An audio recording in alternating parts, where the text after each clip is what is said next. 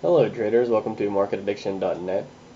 Today is Monday, April 6, 2009. Today the Dow closed up 41 points, the Nasdaq was up 15 points, the S&P 500 was up 7 points. Looking at the daily chart of the S&P 500, you can see that not a whole lot has changed in here.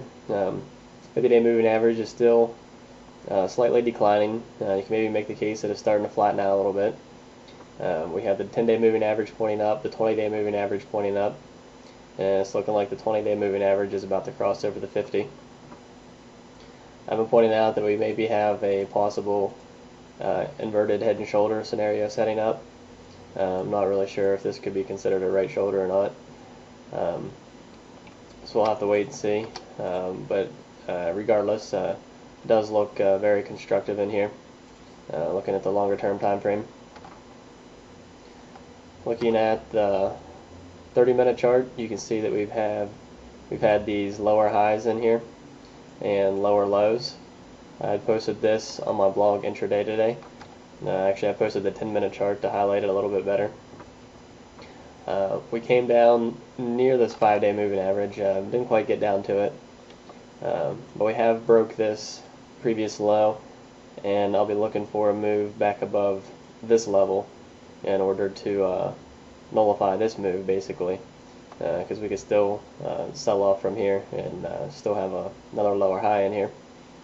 But it actually looks more like just sideways consolidation. With the 5-day moving average pointing up, you have to give the benefit of the doubt to the buyers.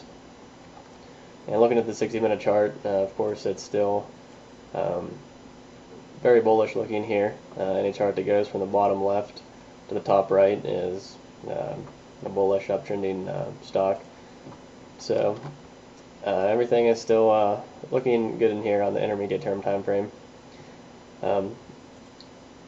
Few things I would like to point out in this video is the Nasdaq. I had mentioned this in yesterday's video, and it's been performing a little bit better than all the other indices.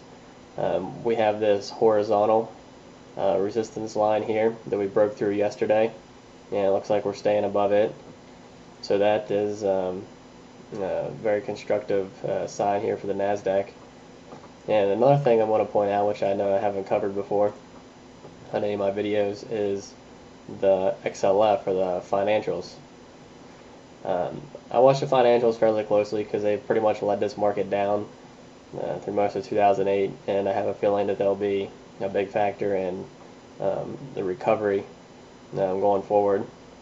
One of the things I've been noticing here is this inverted head and shoulders pattern. Looks a little bit better actually here in the financials. The 50-day moving average is starting to point up. We have the 10-day above the 20-day, above the 50-day.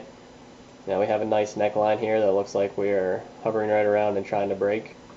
So if we do get push up through here, I would like to see it come on high volume.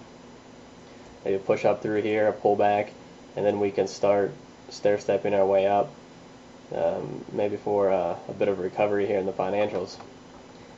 Looking at a very long-term chart in the financials, this here is a weekly chart, which goes back all the way to 2005. These have been beaten down so badly that we could get a fairly significant rally. Right now we're coming up to this 20-period moving average on the weekly chart, and it's looking like we can maybe get a bounce up to this 50-period moving average, because we've been below it since way back here in middle of 2007. So it wouldn't be out of the question to see a rally up to around this level, or if you put Fibonacci on here from the highs in 2007. Now this is just roughly drawn, but you can see even if we just get a 1/3 retracement, it would bring us up even past that level to around $18 or over $18, which would be a 50% move in here. So we do have a potential for a big bounce back rally here in the financials, which just by looking at this chart looks like it'd be long overdue. So this is one of the scenarios I'm going to be looking for. The market's been showing impressive strength, even though it was down a little bit today. Not really too much though. but we still have this constructive action and this bullish looking chart on an intermediate term time frame. So the benefit of the doubt still goes to the buyers. If you'd like to see the stocks on my watch list for tomorrow, be sure to check out my site at marketaddiction.net. If you're just watching this video on YouTube, check out the links on the side. Stop back and have a great day.